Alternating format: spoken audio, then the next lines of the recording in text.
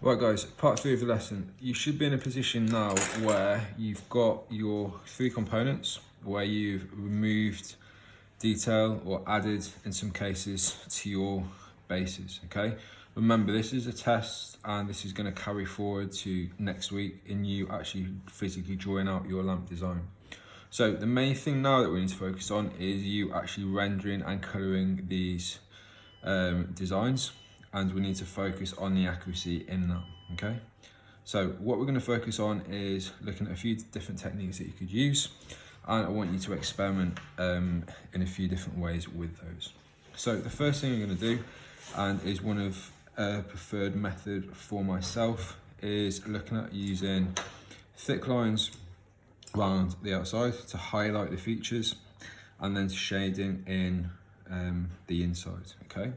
So what we'll do is we'll go around the outside of the shape, press in a bit harder than we normally would, and this is helping to highlight the features of the shape that we've designed, okay? Going to do the same here as well.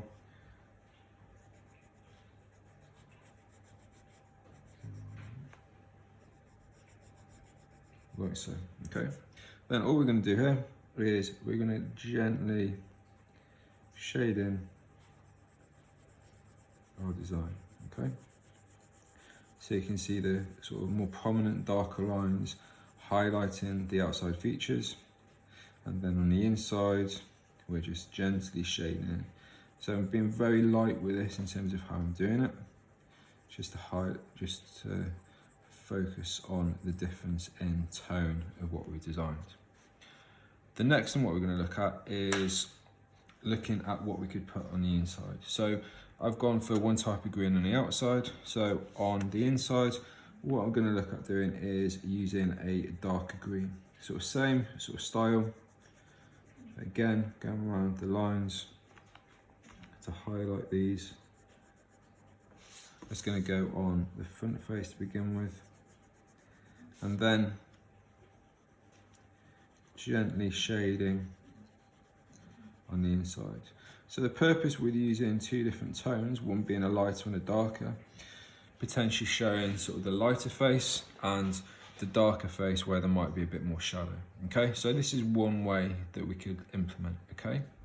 We could, in some instance, just very carefully be looking at shading in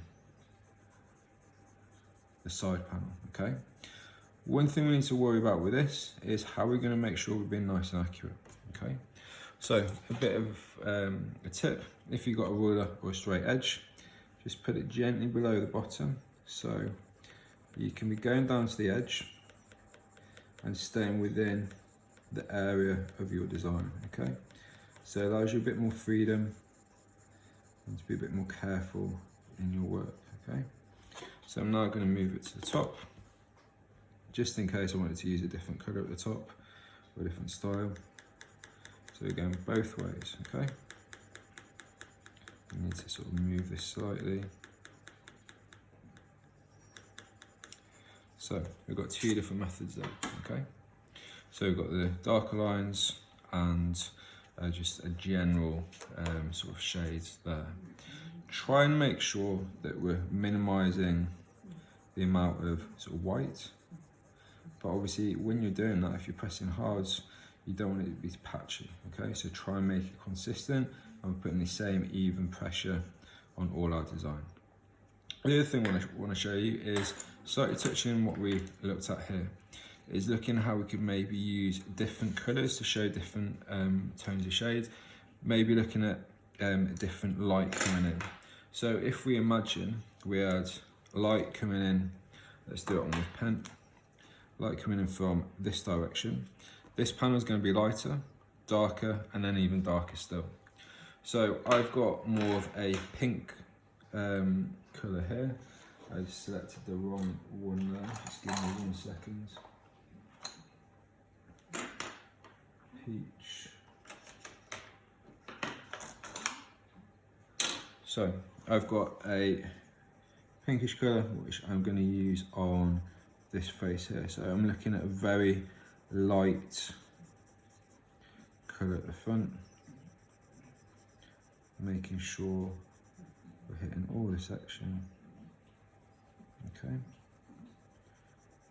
In this instance, I'm not bothered about the thick and thin lines.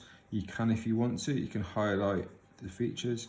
I'm just showing you a different way that we could look at doing it. So I've got a pink on the top. The next thing that I'm going to look at now is I'm going to look at a different type of red for the top. So I'm going to gently sort of shade at the top here, showing a darker colour, okay? So bring this across.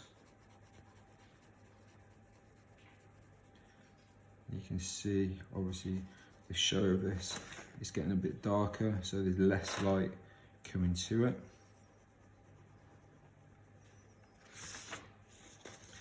I guess the main reason for this, if you've got the advantage to do it, is you don't need to worry about putting a different pressure on the pencil, because if you've got a variety of colours, you can distinguish clearly between the two.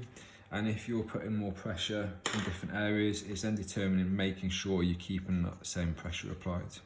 Now for this inside, I've got a darker red where I'm going to be selecting on the inside, okay? I'm just pushing a bit harder as well to make sure we can see the tonal difference.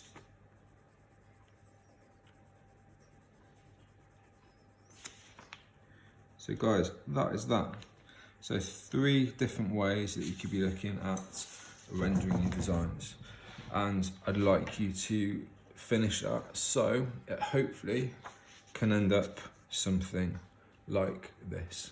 This is something that I'd like you to finish, hopefully within the lesson, and be able to upload onto Fog so you can see and assess your work for how you've got on with this first sort of isometric drawing.